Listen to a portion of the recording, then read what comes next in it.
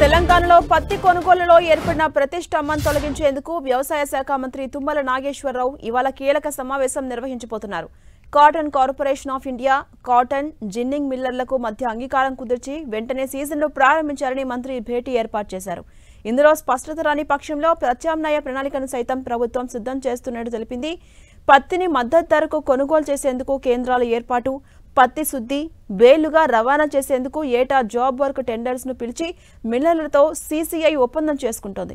రాష్ట్ర ప్రభుత్వం ఈ నెల 1 నుంచే కొనుగోలు ప్రారంభించాలని భావించిన సీసీఐ టెండర్లు పూర్తి కాకపోవడం అవరోధంగా మారింది. మంత్రి తుమ్మల 2 దఫాలు సీసీఐ మిల్లర్లతో సమావేశం నిర్వహించినా ఏకాభిప్రాయం కుదరలేదు. దీంతో ఈ నెల 1న మార్కెటింగ్ ఉన్నతాధికారులను ఢిల్లీకి పంపి సీసీఐ అధికారులతో చర్చలు జరిపారు. ఈ నేపథ్యంలో మంత్రి ఇవాళ సీసీఐ మిల్లర్లతో సమావేశం కాబోతున్నారు.